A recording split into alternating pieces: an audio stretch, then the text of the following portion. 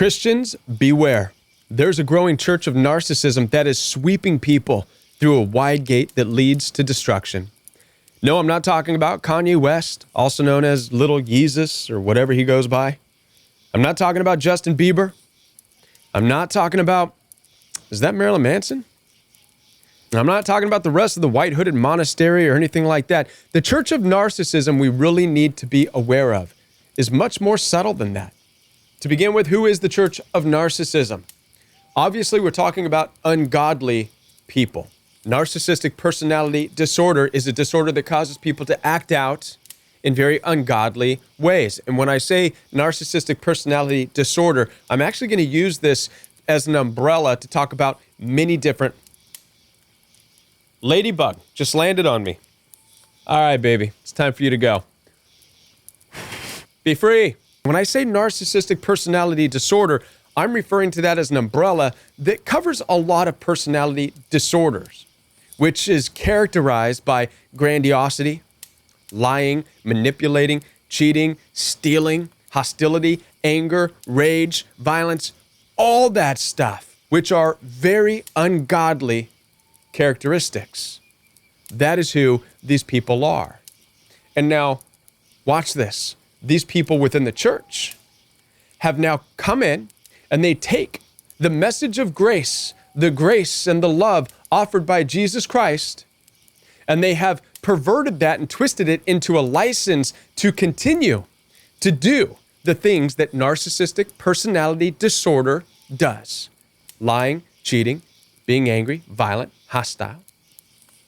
And while they're doing it, they're able to say, "Don't judge me. Jesus loves me." This is what has crept in. And this has not only crept in, but it has taken over entirely. And we're going to talk about where it's taken over and what they want in just a moment.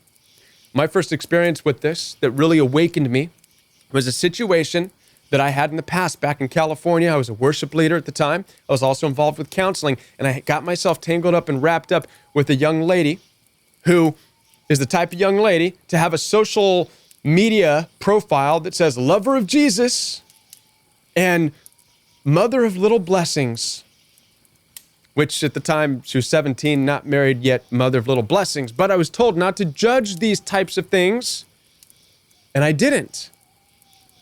Instead, I thought, I'm called to be a light into this situation. Well, as time goes on, I found myself in a situation being cussed at, called names, ridiculed, criticized, called judgmental, called selfish. And the more I said, please stop talking to me like this, the more abusive and rageful this young lady became towards me. I went to the church for help. I went to the pastors for help, saying, this is what's going on. It's painful. How can I be a light in this situation with this happening?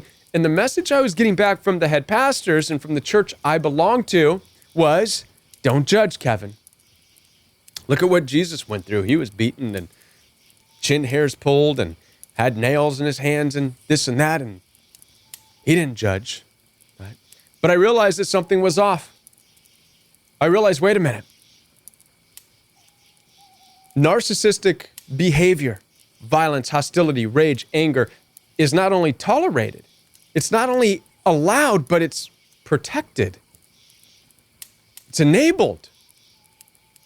And this awakened me to the reality that this type of abusive personality disorder is not going to go anywhere. Why would it? It's protected in these churches. It's going to grow.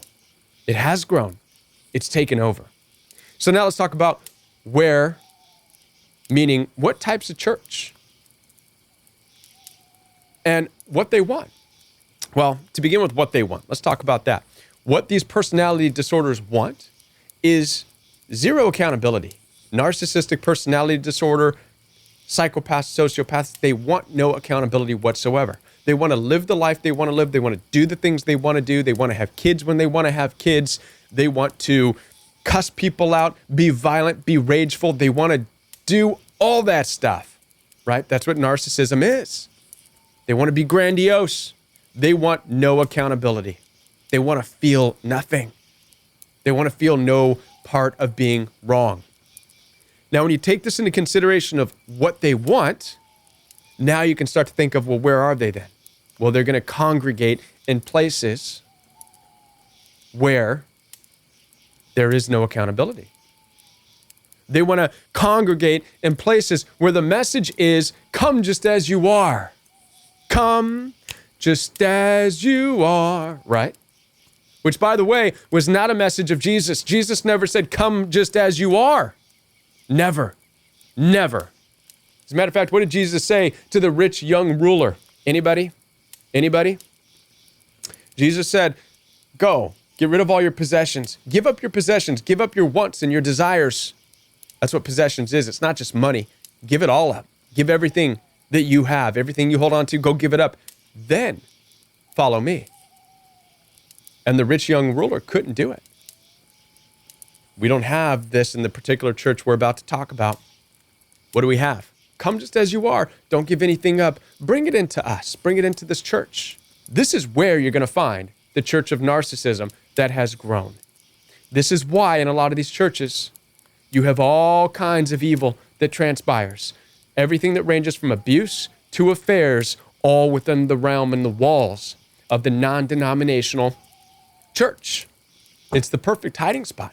Not only is it the perfect hiding spot, you can't even discern and you can't separate anymore the difference between what's going on in the world and what's going on in non-denom churches. They look the same. And as we all know, narcissism, one of the hallmarks of narcissism is morphing into, changing into, like a chameleon, changing into a new environment. And that's what non-denom churches do. They have morphed and transformed into the environment of the world. This is why they have rock shows and lasers and smokes, and I was a part of it at one point. And I used to think that it was it. I used to think that, man, this is the type of church that, no, I was wrong. I was wrong when I was a part of it. I was wrong. I was part of a show. And as much as I tried, as I look back and I tried to make it about God, it was more about, especially when I was on the worship team, it was, okay, ready? Cue the lights. This is what I heard in my ear. Cue the lights. Cue the click track. Action. And everything was timed and it had to be perfect. Cue the lights. Go. We're running behind. Go. It was like a show. That's worldly.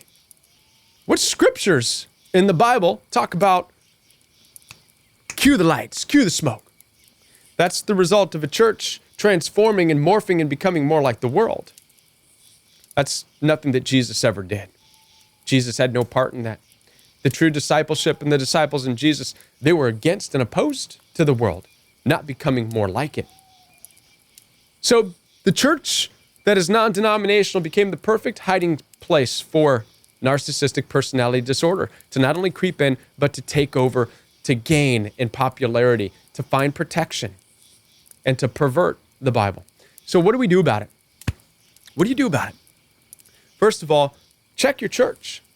If you're not growing in your relationship and understanding of God, if you feel yourself being abused in certain ways, check where you're at. Pull back, and I encourage you to start reading the Bible for yourself. That's what I did.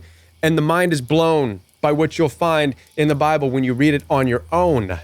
What you're going to find out is that the Bible is not a bunch of exciting stories. It's a warning story. It's an ancient warning story. It's warning you of how to navigate a very toxic world full of narcissistic people, full of evil, full of violence, full of hostility. The Bible is warning you. That's really what the Bible is. It's not a book of go and love everybody. It's a book that warns you, this is where you are. Be careful. Be on your guard.